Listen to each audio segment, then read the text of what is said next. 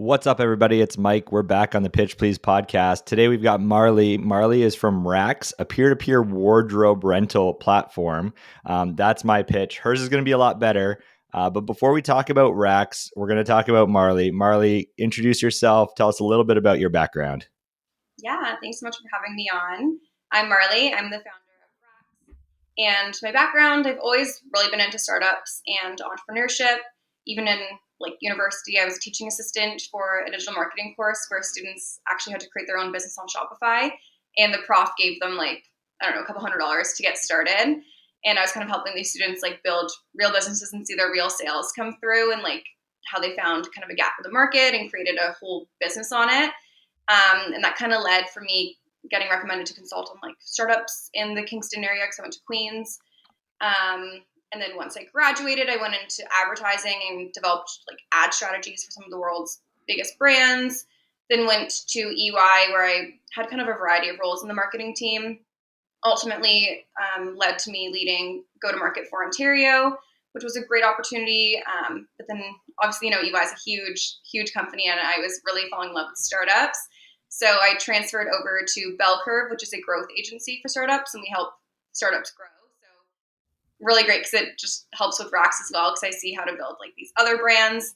But I was just building other people's companies and I really wanted to do it for myself. And that's kind of what led to me starting Rax. That's cool. I want to kind of go back to the beginning there. So you were kind of a teaching assistant for an entrepreneurship class. But you said you sort of have always loved startups. So where is that the moment the love for startups started? Is there something earlier in your life where you're like, I love working with, or I want to be an entrepreneur someday? And if so, what kind of sparked that? Yeah, I think I've always, even as a kid, I was always just doing random, entrepreneurial things. I remember just obviously the normal kid that has, lemonade stands and all those, random endeavors. I would, knock on people's doors, can I babysit your kids? And I probably wasn't even old enough to do that. They were probably no. But I just always wanted to, make my own money and kind of, do creative things around it. And then definitely university, even high school years, I was listening to every podcast on entrepreneurship or reading every book, doing all the business courses. It was kind of always in the back of my mind, but I just never had my own idea. What was the craziest entrepreneurial type thing you'd done? So you were knocking on doors, asking to babysit kids. What was sort of the craziest one? I feel I always have ideas and then they just never really go anywhere. I remember when I was 9 years old, I was talking to my dad how I wanted to start a random factory, just creating some sort of product and then bring in people who are less fortunate to work at the factories. I always kind of had a business slash sustainability slash ethical angle to all my businesses that I wanted to, even at a young age. And my dad was like, do it.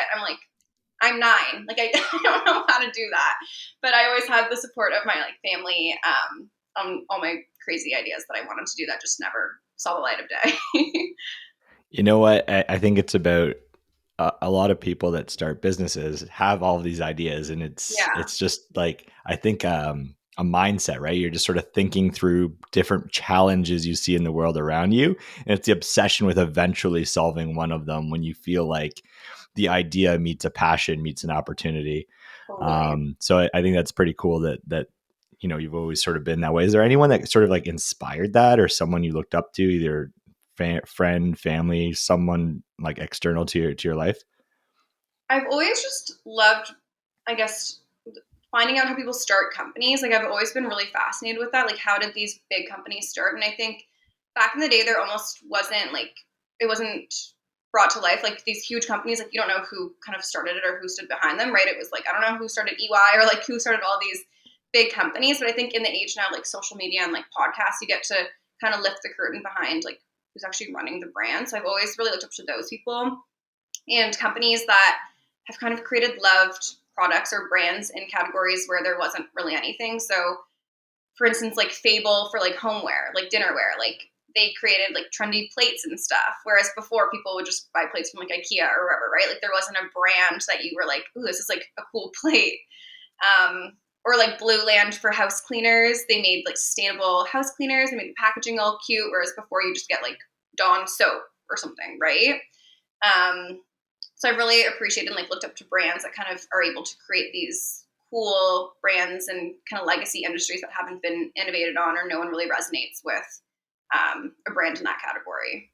Yeah, so you named a few there. Is there like a brand right now in this current present moment that you're sort of like, this is very interesting to me, either because of, you know, relatability with the founder, relatability with what they're doing as a company, something that's just iconic and interesting to you? Is there something that sort of stands out right now?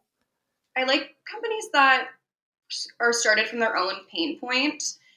Because I think that's where kind of the best companies start. So like they've experienced their own pain point and they're like, there is no solution to this. Like I think that's where like the beauty of entrepreneurship starts, because you're not creating a company just to start something. You're creating the company because you've actually felt that pain point and you're much more bought in to it. So yesterday I was listening to a podcast on Poppy, the soda company.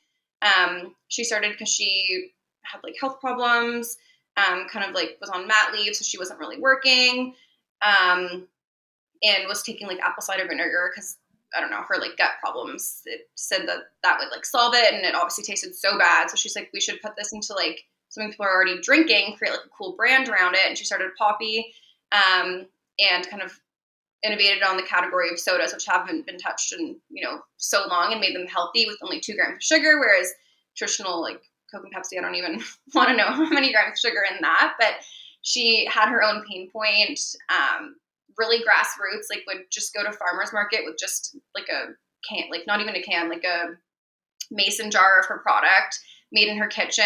Like someone just luckily from Whole Foods was there and was like, I don't normally do this, but like you need to get your product in Whole Foods. Went on Shark Tank, and then one of the sharks there were like some big guy in the food, beverage industry, and he's like, I've been looking for something like this, like just kind of like luck all throughout, and really grassroots, started from a problem. And that's just a recent example because I listened to a podcast on it yesterday. But yeah, I love kind of businesses that start from their own pain point and then just really grassroots grow it from the ground up. Yeah, and I think there's a couple interesting things you were touching on there too, right? Which is like this journey of entrepreneurship and sort of this mentality of keeping pushing because you don't know where and when the break is going to happen and you can't fully predict it. All you can do is be working really hard and solving a real problem, and at some point the problem and the opportunity might meet. Now, you said you listen to a lot of podcasts. Are there a favorite you've got right now or a favorite few that you listen to, and why do you kind of listen to those? I like yours.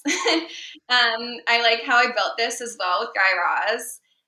He interviews really interesting founders and even like just CEOs of big companies as well. The one I was listening to yesterday was Female Founders World. So she interviews like female founders. So those are probably my top two right now just for entrepreneurship that I listen Nice. to. So sort of just getting in the right headspace around entrepreneurship and hearing other people's stories. Exactly. Yeah. I'm just always fascinated of how companies start. So yeah. It's funny. It's basically why I started this. I just love, I could watch, Shark Tank or Mhm. Dragon's Den all day. Although it's, obviously the show and there's some drama around it, but I'm like, I could just listen to people's ideas and stories all day. And there's not a lot that are, Shark Tank is, but there's not a lot that are like consistently just talking to Canadian founders. No. So that's sort of where I was like, I just want to hear what's up in Canada. People don't give it maybe as much of a spotlight, and so Absolutely. that's sort of the purpose of this, is just hear what people are up to, Yeah. small, big. I just got an idea and I haven't even started yet, to people that are making it already well on their way. So Yeah. let's talk a little bit about um, your background. So you've got some skills in consulting and marketing, and right now you're kind of working with other startups. What's that sort of experience like? What's sort of the work that you do, and maybe how do you feel like that's helping you with starting your own startup now called Rax? Yeah. So we get startups in. Normally they're kind of like Series A or pre-seed, and they might have raised a couple million in funding. And they're looking to build out like maybe they're still at the idea stage and they just received money. So we kind of help them from like the ground up on their website. Like what is your messaging saying? Who are you targeting? Like what are your personas? We do a lot of like the competitor and market research on like how can you have a unique position in this category.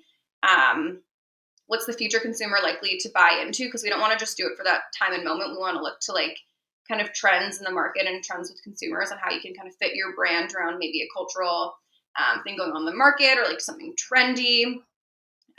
So kind of build out their whole like go to market plan, and then we actually execute on it as well. So our sister company is Demand Curve, and they have a network of like almost 100,000 like found That's have you heard clever. Bell curve, demand Demand curve. I Curve, like it. yeah.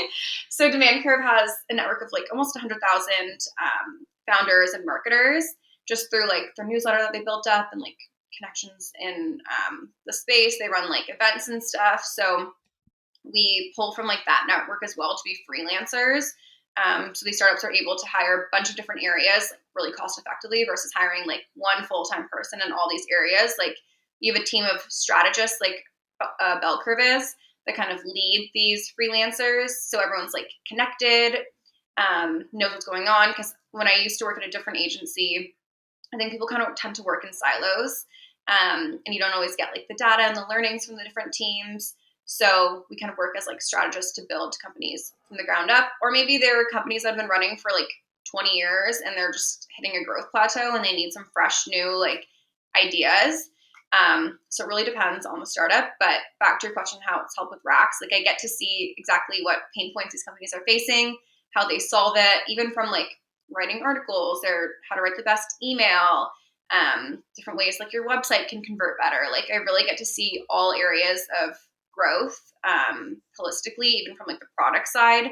We help with like how to grow your or make your product better, how to hire the best people. So I really get to see across anything that a company does. So Feels super relevant to what you're up to right now. What would you say is sort of like your biggest takeaway? So like you obviously get to see a whole bunch of this, so you get the benefit of being able to implement it with what you're building, but you also see a whole bunch of other startups. What do you think is like the most useful piece of advice or, guidance that you're sharing with others or working on that you're kind of taking into your own startup right now? that is a good question. I think my biggest takeaway is that I think that everyone at companies kind of know what's going on and how to like solve it. Even like at UI, you think it's a huge company, like everyone is so skilled and knows what's going on, and they are, but also people are just kind of making things up as they go along. And they get, especially startups, they get hit with different things every single day. And I think a lot of people, don't start a startup because I think they just can't, they don't know how. But a lot of times, just taking that next step. If you look at the whole big picture and all the a billion things you need to do, like it's really overwhelming and it just throws people off. But I think my biggest takeaway, if you just focus on like one thing and just the next thing you have to do, and that's all that really matters. And you can be more focused versus doing a billion things, feeling overwhelmed, and then like not getting anything done. And no one really knows. Everyone's just making things up, right? Like you just kind of do the best you can. And I think that's probably my biggest takeaway from working with startups is just the Yeah. ability to be dynamic and like just do what comes at you. Just keep iterating. And I think the one thing you were talking about there that I think we talked about on a previous podcast, someone else brought this similar theme up, but it's Yeah. sort of just focus on putting one foot in front of the other. Yeah. If you're feeling overwhelmed about all the things you have to do or that you don't know how to solve, just focus on like the immediate one foot in front of the other. And it's those baby steps that are gonna get you there. So really, really good advice. So I want to talk about Racks a bit. We're gonna get to your pitch in a second, but before we do, what inspired you to start Racks? Was this similar to what you talked about earlier, a pain point for you that you just couldn't let go? Maybe talk about like the origin story of what inspired Racks before we talk about it. Yeah, it definitely came from my own pain point. I'm kind of at the stage where all my friends are starting to get married, which is very scary. So I was just buying a dress for a ton of different weddings or like formal events. Obviously wearing them once because you get a picture of them, or like trends go in and out of style so quickly. So I thought like there must be somewhere I can rent dresses, and I knew there were like brick and mortar locations you can go in, like try them on, but the inventory, the sizing is kind of lacking. The trends are outdated. And I felt like I rented kind of everything I wanted to rent from there. So then I looked at Poshmark and like maybe buying some nice used dresses that people wore once. They were just expensive, and I was like, I don't want to wear it and just have it sit in my closet. So then I thought there must be something like Poshmark, like peer-to-peer resale, but peer-to-peer rental, where people buy these gorgeous dresses, wear them once, and it sits in their closet for 364 days of the year. Maybe they wear it one day of the year, if that, probably not. And thought like they should be monetizing these dresses that are just sitting there. And then on the flip side, like there's a whole bunch of people that will want to borrow them to wear them once. So that kind of led me to researching like competitors, the market, if the future consumer is likely to buy into a service like this, market trends, and kind of everything pointed towards yes. At the time, there wasn't any like one really doing it in Canada. There might have been a few small startups with like very limited inventory, and that's kind of still where they're at. Whereas the global competitor market, like it's pretty built out in the UK and the US, just because they tend to be a bit further along than Canada. But yeah, it really came from my own pain point that I wanted to solve. Was there like a specific day that was the breaking point where you're like, okay, I really need to look into this? Like, what was that moment? Because I was, it clearly was like in the back of your mind, but yeah, something was the trigger. So, what was the day? Whose wedding was the trigger to the yeah. starting of Racks? It was my boyfriend's sister's wedding. That's when I had the first idea. And then I was just obsessed. Like I literally could barely sleep for weeks, just like researching, talking to everyone that I know. Like, would you use something like this? Have you heard of this? Like, would you rent out your clothes? Because there is kind of still a stigma around like thrifting or secondhand. It's definitely a lot like trendier now. Like there's definitely been like a shift towards like buying used clothes and going thrifting. So kind of the mindset, whereas if it started maybe 5 years ago, it wouldn't have been. So everything just kind of pointed towards like I needed to start this. I knew I'd just be thinking about it for the rest of my life if I didn't, or I'd see someone else start it and I'd be like, oh, I should have done it.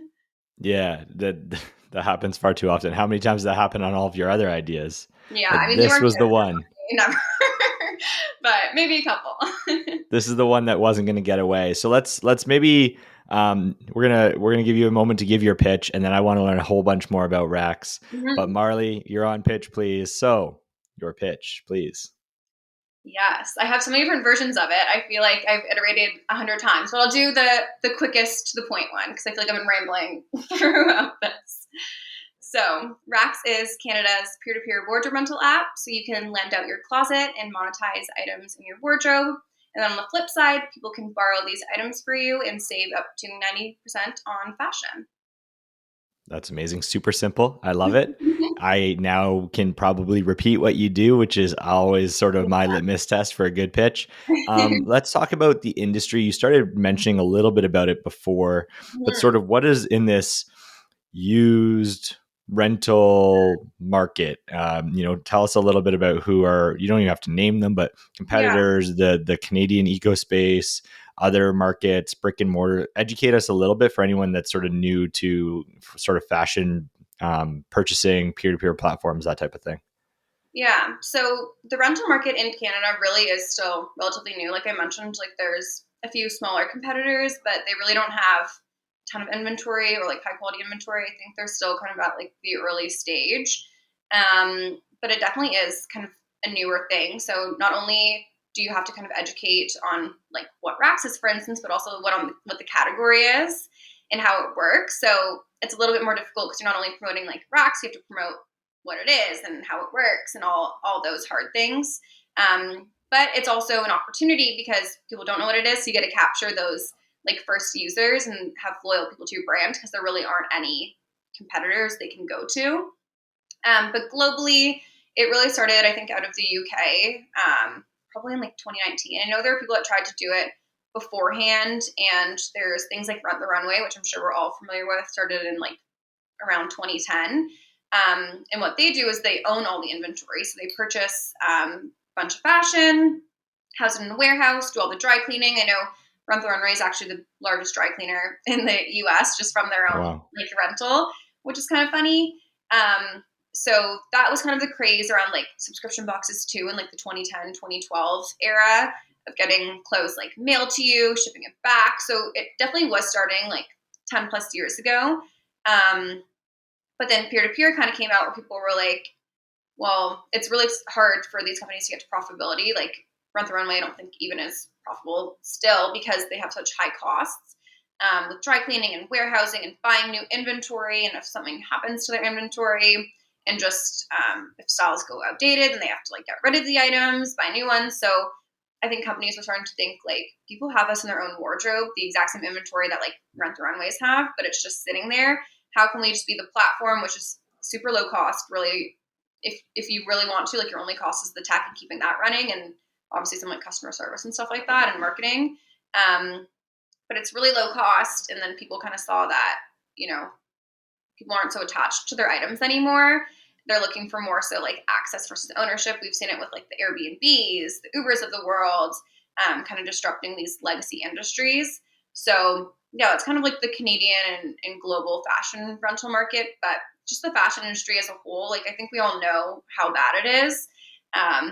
It's like not good for the environment or ethically, but I think people don't know just how bad and how things need to change, and brands are being forced to change. So brands are also getting into resale or rental. Either it's like buyback programs where they buy your old items from like the brand that you bought, or they're starting exclusive lines with companies like Rax to rent out their inventory. So it's definitely growing, but still at the early stages, which is a good opportunity, but also hard for marketing and user acquisition because you're still teaching the market. Yeah, you've got a little bit of education, but you do have a little bit of a first mover advantage. Now, tell us about who Rax is for. You've mentioned dresses a few times. Mhm. So is this mostly for females, males? Is it mostly dresses? Is it full wardrobes? What's sort of like the range of what you're addressing, or maybe your bullseye for what Rax is offering? Yeah, I think when I first started, I wanted it to like be for everyone. I wanted like children's clothes because children grow so quickly, and moms can start monetizing like their babies' wardrobes, like the 0 to 3 months where they can't wear it again after that. I wanted it to be for like maternity wear, so things you only need for a few months, and men and women's dresses. But I think that was just a lot at once, and everyone's advice to me was just to focus on one key area. So I did launch just kind of focusing on like the women's dress rental market. So our typical consumer is kind of like that 16 to 35-year-old who might be renting a dress for prom, or the beauty box is also, we're not only focused on luxury rentals, whereas global competitors are. So they'll maybe rent out like a $600 dress for like $100, whereas we also see the value in renting like a beautiful $70 dress and maybe rent it for like $5 because $100 is still a lot for someone to rent, right? So it's also for that, women going through university, maybe she's renting going out clothes to wear, wedding guest dress. Like I've rented for weddings or even brides that have rented. So it's kind of nice. It can be for people throughout all stages of their life. Really, it's for anyone because we're really trying to democratize fashion, no matter what size, how much money you have.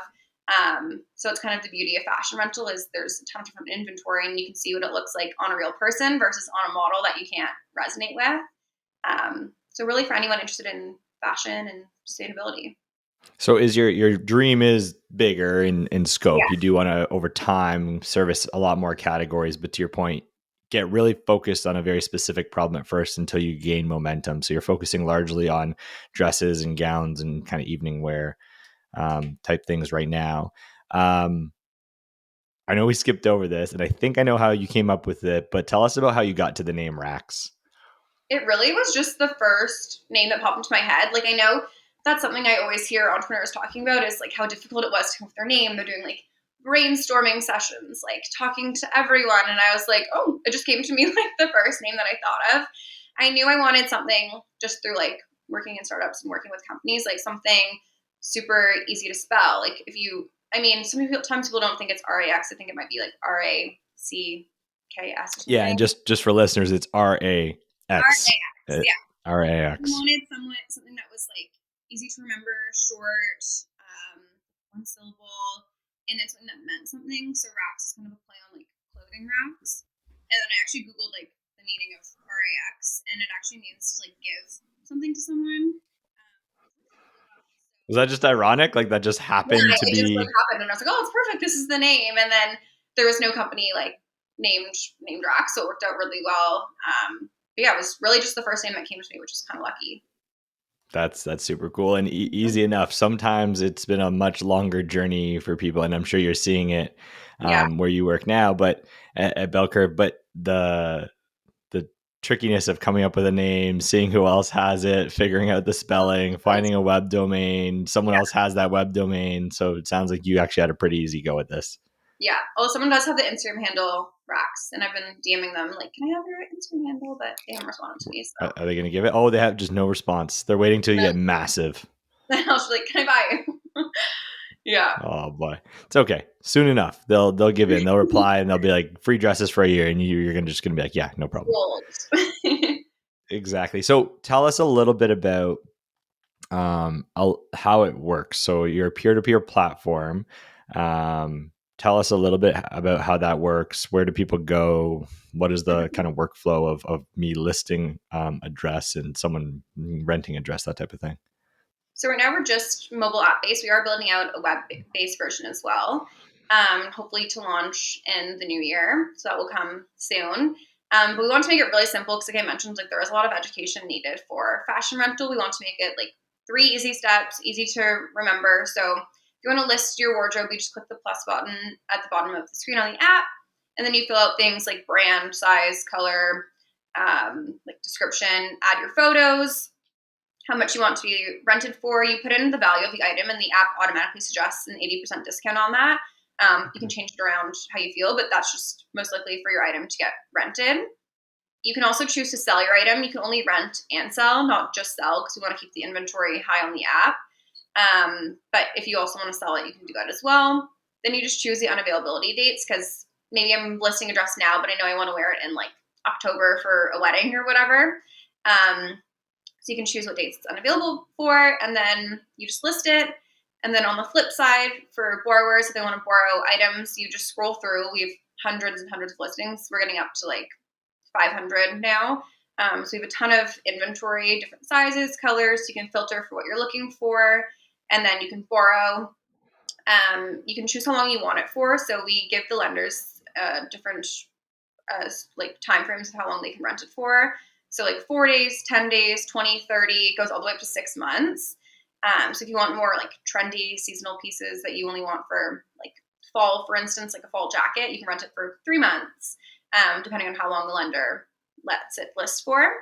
And And then, as a lender, you can cap how long yeah, is you can like your minimum and your maximum, like an Airbnb, I guess. exactly, yeah. So maybe you don't want someone to rent an item for like 6 months because you know you want to wear it. So maybe you'll just make the rental period like a month maximum. So you give flexibility there. And then you just click how long you want it for, when you want it. So you choose your dates, and then you just pay, and the lender will ship it out to you. Canada Post is our shipping partner. Or you can choose local pickup if you live nearby, and then just meet up in a secure local area for free. So it just depends. Whereas a lot of our other competitors are only either or, so they only do shipping, which gets expensive, or they only do local pickup. Not everyone wants to meet up locally, or they're too far. So wanted to give people the option to do both. Yeah, how does the shipping work actually? Can you explain that to us? Does the renter pay the shipping? Do you guys facilitate the shipping? I imagine that was a big challenge for you to go figure Yeah, out how that's going to work. it is a challenge. Yeah. So right now it's split between the lender and the borrower. If the item's valued like over $50, because then the lender doesn't mind making like a little bit less, and the borrower will pay as well. If the item is valued under $50, then the lender's not making enough like for them to pay for shipping to make it worth it, so the borrower just eats the cost. But we hope to get to the place where like we can offer like standard shipping or eat the cost on some shipping. But for now, it's just split that way. But it's all done Got in the it. app using prepaid labels, so you don't even really like notice it. It'll just be like that's the cost, and then the lender's earnings. That'll just be your earnings. Like it's not, you don't even really like think about it. So we wanted to make it super seamless for the users. That's amazing. So there's like a prepaid label. It Yeah, adds the price to the checkout, and you totally. just have to basically go drop it off with Canada Post or your nearest location. Yeah, exactly. That's cool. Super super seamless. I imagine that was like, I mean, it sounds like it would be hard to manage the prepaid shipping Hmm. workflow. I think we're talking about it as if it's super easy, but I wouldn't even know where to start. How did like you work through that? What was like, did you have that right from day zero of launch, this like prepaid shipping integration? And how did you go about getting that started? I did, yeah. I just reached out to basically every like Canada, like not Canada Post, but like every shipping provider in Canada, to see their different rates. I know I want to go with Canada Post because they just have the most locations to make it easiest for people, even in like more remote areas. And then I was like, well, who's going to pay for what? And then I kind of had to like crunch the numbers and what makes sense, depending on what people are earning and all that stuff. So yeah, and then I was like, kind of do a cost average of shipping and to make it standard rates, but then it didn't make sense if someone was shipping like Toronto to Toronto versus like Nova Scotia to like BC, right? Like, so it had to kind of be a little bit flexible at first, and we can pull in all that data for Canada Post on like how long it actually takes to ship and like how much it is. So it's pretty easy to integrate with them. Um, but yeah, maybe we'll iterate in the future to have more of like a standard shipping rate. But for now, it's pretty easy just to pull in from Canada Post and then Cool. So it's like real time API integrated directly into your app. exactly. Yeah. Amazing. Now we talked about Canada Post. Racks today available Canada wide, just in Ontario. Where is it available? Maybe it's, is your plan to always be just in Canada? Tell us a little bit about that. Yeah, it's available Canada wide. Most of our location, like lenders and borrowers, are located in the GTA, but we do have people from all around Canada. Do want to expand, hopefully, to the US in the next year or so. We do. It is a marketplace, so it's a bit harder to expand because you do kind of have that chicken and egg problem. Like you need to have inventory, but you also have to have people borrowing for it to work, right? So it's not as easy to just expand. So hope to expand to the US and then like UK and globally. Um, but for now, we're just Canada wide as we kind of like figure out all the kinks here and then kind of take that blueprint and expand to different markets and localize it to the different markets. That's super cool. And how long have you been working on Racks, or how long have you been live? I guess actually maybe both of those, since Yeah. some people don't even understand how long before launch some of these things have been in the works. So how long have you been working on Racks, and how long have you been live and able to rent from Racks? Yeah, I first had the idea almost 2 years ago now, which is kind of crazy. But so kind of like those first few months, just like researching, seeing if it was a viable idea, like building out a full business plan. I don't think you necessarily need to do that. I definitely probably wasted too much time like looking so into it. Um, but once I kind of was sold on it, then the next step was to like do app development and figure out how to do that because I'm not technical at all. Like I mentioned, my background's in marketing, so kind of figuring out the whole app development thing, and then had to get people onboarded. A lot goes behind the scenes in that, and then officially launched in December. So I've been live for like I guess 8 months now. Well, congrats. That I want to talk about that technical co-founder bit. So you said your background is in marketing, and I hear this problem commonly.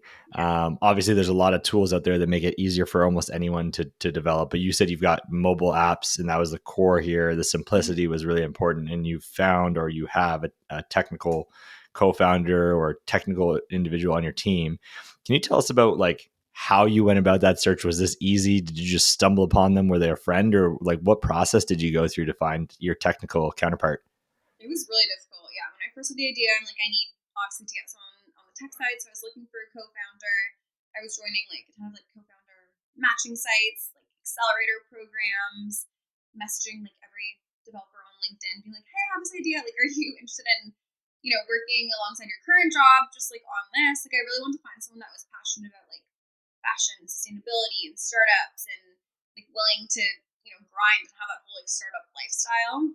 I probably talked to, oh my gosh, I don't even know how many. Like, I messaged hundreds and maybe even thousands of people. Wow. And I probably talked to like 50 plus. That was the Um, first year and a half just messaging people to find yes, your technical co-founder. stalking everyone. I'm surprised I didn't get like banned from LinkedIn. But yeah, just messaging everyone. I couldn't find anyone that I really like, vibed with. It's really like getting into a relationship with a co-founder. You have to really vibe with them and get along with them and make sure they have complementary skills to you. So I really couldn't find anyone, and I just spent months looking, and I was like, okay, I'm gonna just do this by myself. I hired like a no-code app agency, because I wanted just an MVP, get it out cheaply, without having to do like a full coded app that would take like a year, super expensive. Like my biggest advice to founders too is just launch as quickly and as cheaply as possible, because you don't want to be building something that people might not even want. So launch MVP, get customer feedback, and then iterate as quickly as you can and kind of build a real product around that. Not real, but in my case, like a fully coded app. So I did that, went through a few developers. I mean, there's a lot of horror stories in the developer world. I found out my developer wasn't working full time, had a full time job, was only working at night. So I had to get like 2 new ones to make up for like that delay. Like there's always gonna be something. And then I launched my like no code app. And since my app is pretty huge, like we have thousands of users, hundreds of listings, like it's not meant for like an app of that scale. It's meant for more of like, a few buttons, like a no code app. So it's definitely a bit slow and laggy. Um, So not the best user experience right now. And that kind of led me to like ground zero again, where I had to look for a new co-founder or like CTO to really build out my coded app. Now that I have like users and feedback and I can actually build something that I know people want. So that led me again to stalking people on LinkedIn, joining every accelerator, co-founder matching site. And then I finally found someone that really saw the vision of Rocks, like thought it could be something big, was into like sustainability and fashion as well, like really bought into the idea, has experience in like startups and strategy and fundraising and all those other things you kind of want in, an early stage person bringing onto your company.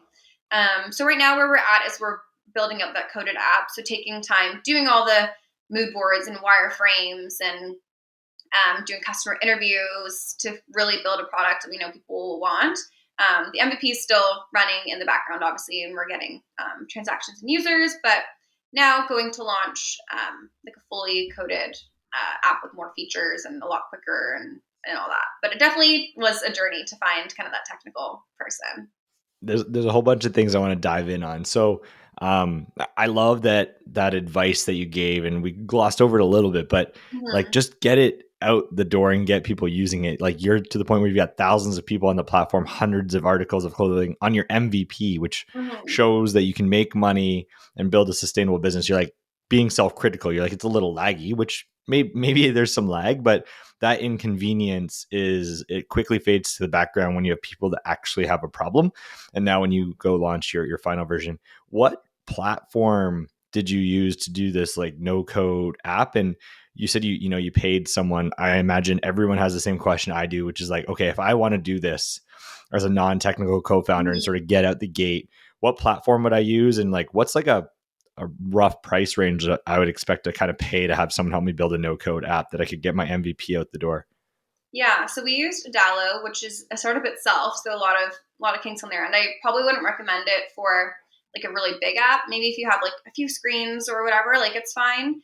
But there's other alternatives like Bubble, which is apparently a lot better. And then in terms of price range, like it really depends on your app and how much you want. Like I think I was still so stuck that I wanted like so many features and I wanted my MVP to be the best, like so many founders are at the beginning. And then you realize like, okay, I actually need to launch, like I can't be spending all this money on all these things I don't know people want. So I would say no code, like depending on how big your app is, anything from like a few $1,000s if it's something super like lean and maybe just like a few screens, all the way to like 30K, depending on if you want like kind of a fully built out app, like integrations like I had, like a bunch of screens. And I will say like app development is like building a home. I've never built a home, but they say it's like 3 times more expensive and takes 3 times as long.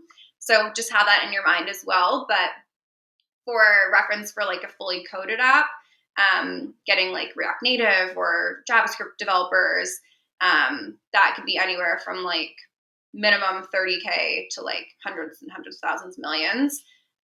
So it's definitely good to look into no code solutions for any kind of like tech you're building at first, and then just get your MVP out there, launch, and then use the funds you make to build out a full app or whatever tech solution you have. That's great advice. So a Adalo or Bubble, something Yeah, like that. Give yourself a budget of maybe up to 30,000, but depending on how simple it is, you could maybe get away like sub 10K maybe yeah, to get rolling.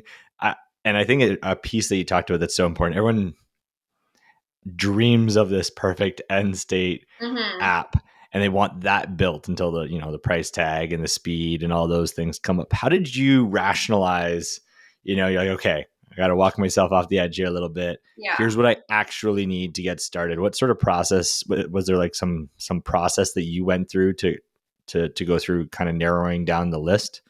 Yeah, I had a full like document of everything that I possibly wanted on the app, like a full like what my dream state would be. And then I kind of like gave that to the developers, and they were like, "Hey, it's going to take this amount of time and like this long and for this amount of money." And I was like, "Okay, no, let me see what's like actually what I actually need for this app to like run. Like, what's the least amount of things I need, and just like the borrow flow, lending flow, like that's pretty much all you need to start. I want to have all these things like followers and following and comments and likes and make it almost like a social platform and like just all the bells and whistles. So I scaled back all of that and then just launched with like what it actually needs to run. And then just have slowly been like adding on features and stuff that I've heard that customers want versus just thinking they want. And I don't even think they would have noticed like all these bells and whistles that I wanted to have upon launch, because really just if the app works and there's not really any other competitive solutions, like they're going to use it, right? And now that you're going to like what will be V2 or maybe you're like V1.5, I don't Yeah. know. But a lot of these features that were in your initial document, how many of those are you building into your V1.5 or V2 based on like your real user feedback right now? I think that's like a good like eyes wide open moment for people, which is like Mm-hmm. you had your full list, you Yeah. shortened it. Now you're doing a rebuild. How many of those features do you really need in V1.5 or V2? And what percentage are sort of making it forward? Honestly, probably only like 5%. Like we're still Wow. launching pretty lean, just on coded. So really the only difference will be like the design and like the user experience, but the features will be kind of similar. It'll just be a lot quicker, just more like easy to understand too. That's kind of like our biggest thing we want to work on, is making it as easy as possible. But from the user standpoint, like you're really just going to notice like a quicker app with a few more features, but we have a full, just to launch that, just replace this no code app, and then we have a full product roadmap, prioritized by like different priority um, of what we want to launch, which will take like a year of like all the things we want to do, but we're just rolling them out like slowly.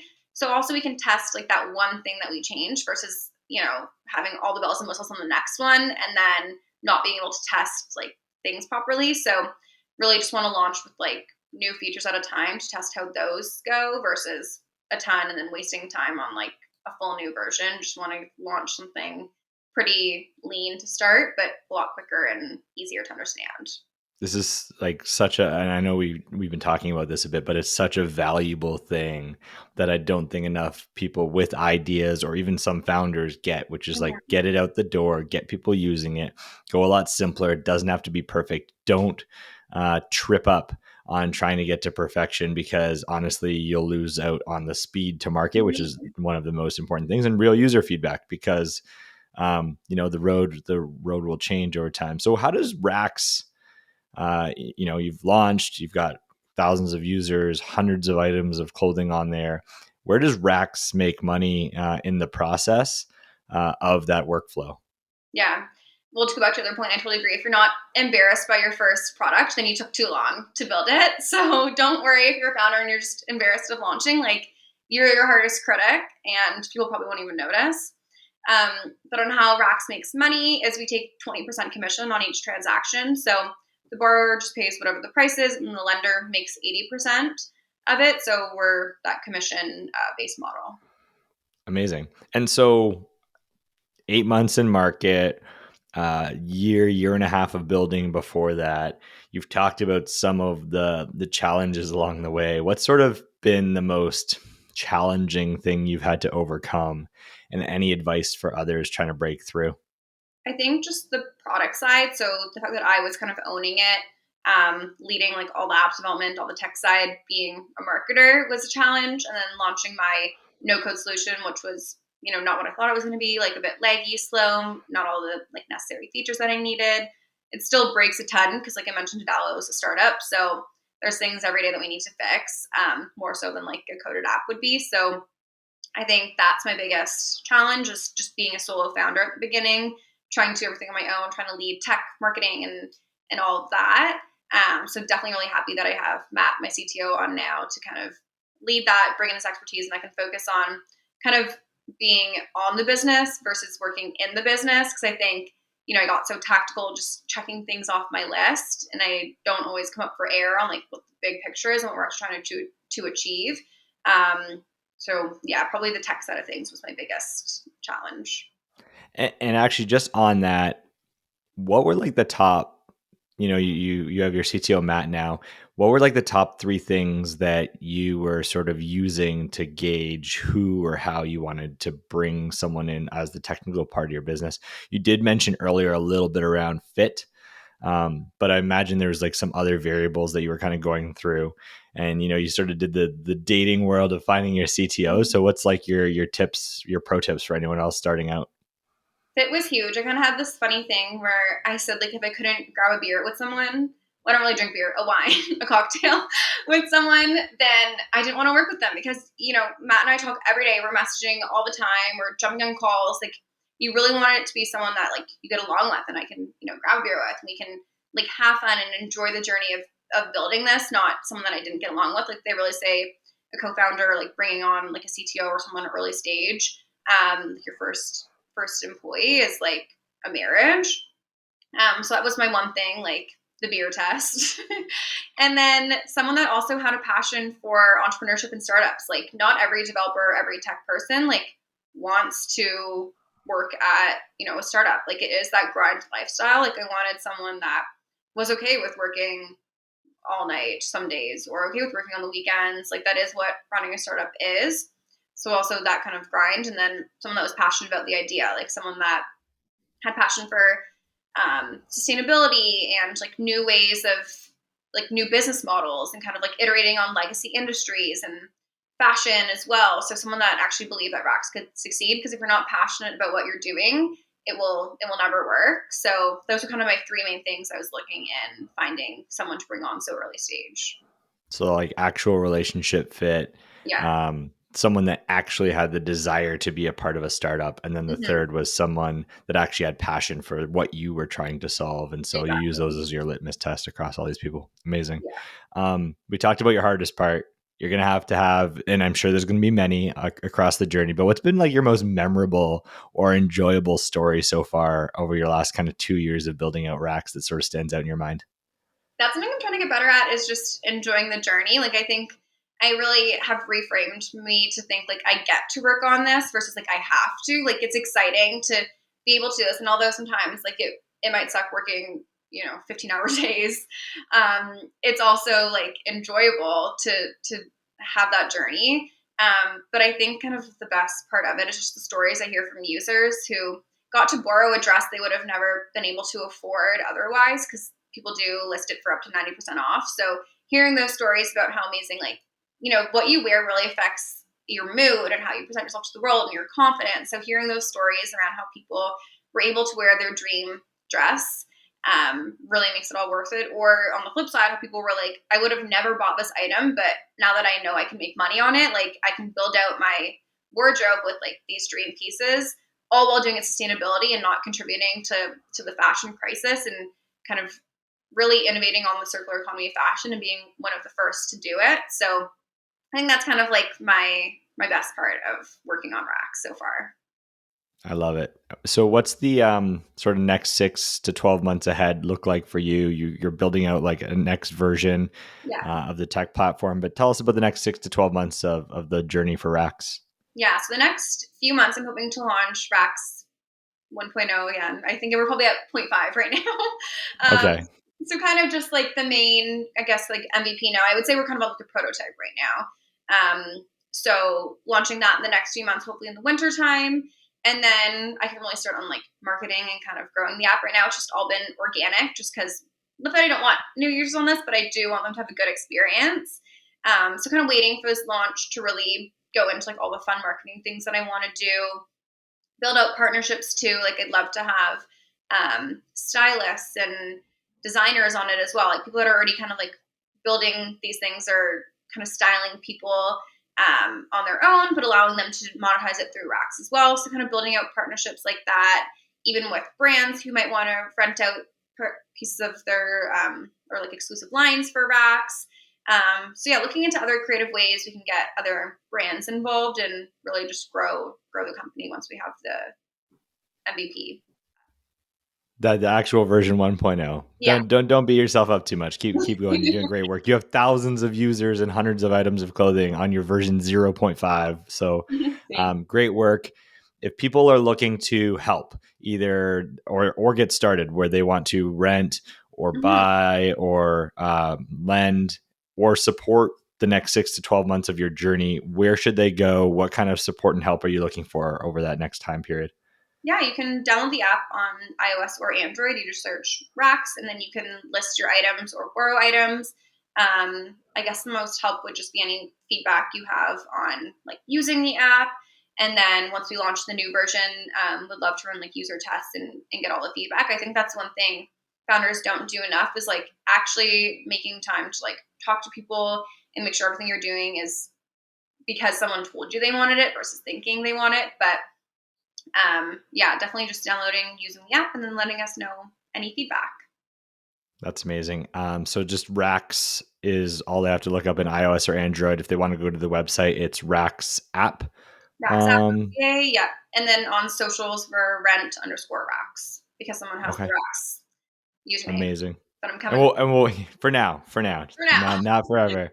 And we'll put all that in the show description. Marley, any kind of closing thoughts on your side as we sort of wrap up today, or words of wisdom you want people to sort of take out and take away as they kind of dive into their own journey, depending where they're at? Yeah, I think if I were to put myself in the shoes of someone like listening to a podcast, like I did when I was just thinking of an idea to have and like just wondering how people got started, like I think definitely just pay attention to the pain points that you face. And I think we've always been at a point where like you talk to your friends, like, oh, we should do that, right? And then it like never happens when you have that pain point. So I think just believing in yourself. Like I remember when I first started, I was like, why would I be the one to create like a fashion rental company, right? Like I've no experience in app development, no experience in fashion, or running a company. Like why would I be the one to start? But I think if everyone thought that way, then there'd be no new companies.